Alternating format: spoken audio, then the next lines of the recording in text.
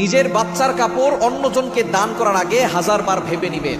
আপনি তো ভালো মনে করে মানুষের উপকার হবে এটা চিন্তা করে আপনার সন্তানের কাপড়, যেটা আপনার সন্তানকে পরিয়েছিলেন, এটা কয়েকবার পরানোর পরে যখন কাপড়টা দেখা যাচ্ছে এমন একটা পর্যায়ে চলে গেছে, অথবা আপনার সন্তান বড় হয়ে গেছে, কাপড়টা আর পরতে পারছে না, আপনি সেটা অন্যজনকে দান করছেন, অন্যজনকে দিয়ে দিচ্ছেন উপকার হবে বলে, কিন্তু এটার দ্বারা কিন্তু আপনার ভয়ঙ্কর ক্ষতি হতে পারে।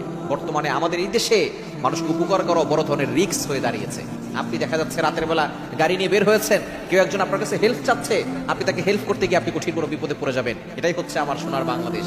সুতরাং আপনি আপনার সন্তানের যে কাপড় মানুষকে দিচ্ছেন, এর দ্বারা বড় ধরনের ক্ষতি হতে পারে। কিছুদিন আগে এক ছোট বাচ্চা অসুস্থতা সারে না, বারবার শুধু অসুস্থতা হয়, কোনো রোগ ধরা পড়ে না, শুধু কান্নাকাটি করে।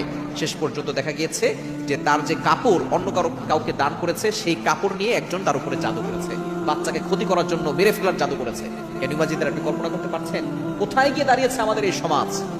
আপনি উপকার করার জন্য আপনার সন্তানের কাপড়টা, যেটা আপনার সন্তানের গায়ে লাগছে না, নতুন কাপড় আপনি একজনকে দিয়ে দিচ্ছেন, সে ওই কাপড়টা দিয়ে আপনার সন্তানকে মেরে ফেলার জন্য জাদু করতে পারে। এজন্য অবশ্যই আমাদেরকে সতর্ক থাকতে হবে এবং বাচ্চাদেরকে ভালো রাখার জন্য 5 ওয়াক্ত নামাজ মাস্ট বি পড়বেন। নামাজের পরে আয়াতুল কুরসি এবং 4 গুণ এগুলো পরে আপনার সন্তানকে ফু দিয়ে দিবেন। আপনার সন্তান ভালো থাকবে, দুনিয়ার কেউ আপনার সন্তানকে ক্ষতি করতে পারবে না ইনশাআল্লাহ।